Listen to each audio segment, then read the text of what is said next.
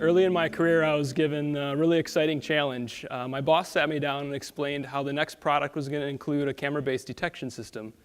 And I remember the dingy conference room we sat in, no windows, 90s style furniture and everything. And he described his vision for the product, requirements, and then he said, hey, you know what? The performance of the algorithm needs to hit 99%. Do you think we can do that? And I had no idea how to answer that question. I felt a little hair stand up my back of my neck, and I got all flush.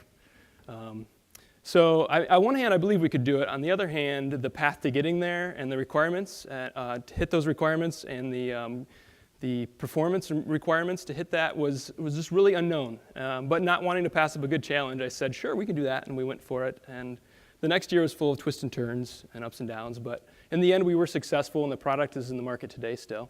Through that experience and many more like it, I've collected a series of best practices around vision-based detection systems, and I'm going to share one of those with you today. Start your algorithm development with the imaging subsystem. I'm going to give you 2 reasons why you should, and then I'm going to give you 3 practical techniques that will help you do that effectively. At Twisthink, we engage in these types of challenging problems every day, and we've been doing that for about 2 decades.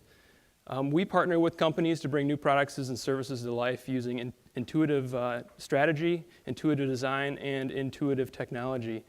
We're a group of technologists, industrial designers, and business strategists, and our passion, really why we exist, is to help companies create new business value.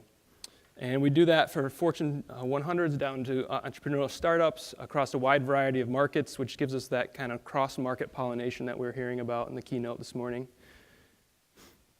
We're located near Grand Rapids, Michigan, which is on the other west coast, is what we say, which is kind of like saying the other white meat maybe, but not exactly.